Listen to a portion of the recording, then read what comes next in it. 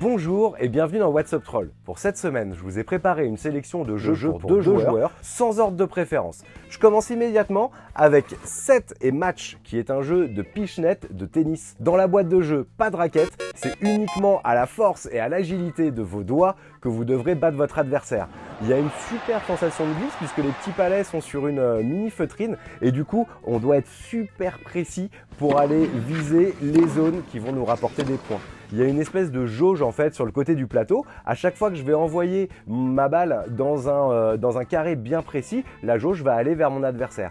Quand lui la renvoie, à nouveau ça va revenir vers moi. Si j'arrive à passer suffisamment loin sur l'adversaire, j'ai gagné la partie. Vous rajoutez à ça 2-3 petits effets supplémentaires comme les coups croisés ou les amortis de fond de cours et ça vous rend un match de tennis au top. Également, on peut y jouer à 4 en double, donc du coup, beaucoup de peps. Moi, j'adore ce jeu.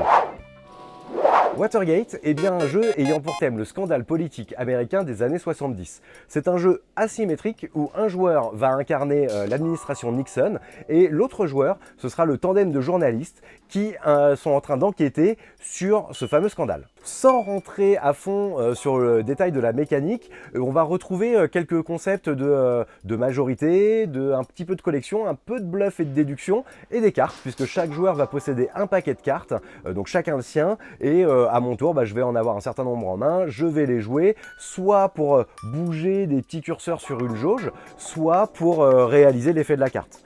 Comme les cartes grosso modo sont des événements, quand j'aurai réalisé l'événement, donc le texte qui est écrit sur la carte sera sortie du jeu. Donc c'est vraiment de l'usage unique. Malgré un thème très casse-gueule, le jeu s'en sort haut la main. Ça retranscrit parfaitement toute la tension qu'on pourrait retrouver dans un film. De plus, avec le côté asymétrique, on a vraiment envie d'explorer les différentes possibilités d'un camp ou de l'autre. On ne sait pas jusqu'à la fin de la partie qui va gagner, tout est possible. C'est excellent, moi je vote un grand oui. Encore un jeu avec une thématique très osée pour ce Roméo et Juliette. C'est un jeu coopératif où donc un joueur va incarner Roméo et son partenaire incarnera Juliette. C'est un jeu à communication limitée et de déduction, puisqu'il faudra réussir à se retrouver à des lieux précis sur le plateau et soit avoir choisi l'amour, soit avoir choisi la raison. Et surtout, il faudra être seul avec son amour sur la zone qu'on aura choisie, sans chaperon, pour venir gâcher la fête. Non seulement la thématique est originale, la mécanique est bluffante puisque moi j'avais jamais vu quelque chose comme ça et je le répète, la difficulté croissante qui est proposée par les différents scénarios de la boîte donne envie d'explorer le jeu à fond et à fond. Comment passer à côté de Seven Wonders Duel quand ce dernier bénéficie d'une nouvelle extension ? La première extension de Duel nous emmenait dans le royaume des dieux, explorer des pouvoirs divins pour combattre notre adversaire. Agora, cette fois, nous ramène à des valeurs bassement plus humaines, de politique et bien sûr de corruption. C'est une toute nouvelle mécanique qui va venir s'ajouter à vos parties et vous proposer une nouvelle façon de gagner, la victoire politique. Seven Wonders Duel est l'un de mes jeux favoris à 2 joueurs et il est déjà pour moi quasiment parfait. On pouvait du coup se poser la question de la nécessité, de l'utilité de rajouter une deuxième extension. Et franchement, celle-là vaut le coup puisqu'elle vous rajoute de la profondeur, de la stratégie et de la complexité. Ils ont réussi leur coup, bravo. Je vous disais au début de l'émission que je faisais pas d'ordre de préférence.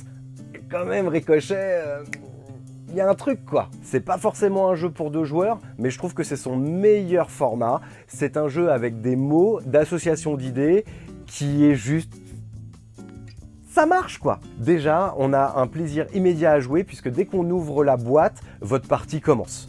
Ensuite, les grilles de mots sont d'une intelligence folle. La manière dont ils sont associés, les réflexions que vous allez devoir faire entre les joueurs, c'est trop bien quoi. Voilà pour la sélection des jeux à 2 qui m'ont fait kiffer tout au long de l'année 2020. N'hésitez pas à nous dire en commentaire quel jeu vous a fait vibrer cette année. D'ici là, portez-vous bien. N'hésitez pas à liker, partager, vous abonner à la chaîne So Many Bits, à la page Le Troll Savant et moi je vous dis à la semaine prochaine. Salut! Et va vous permettre une nouvelle façon de gagner, la victoire... Putain! En chantant.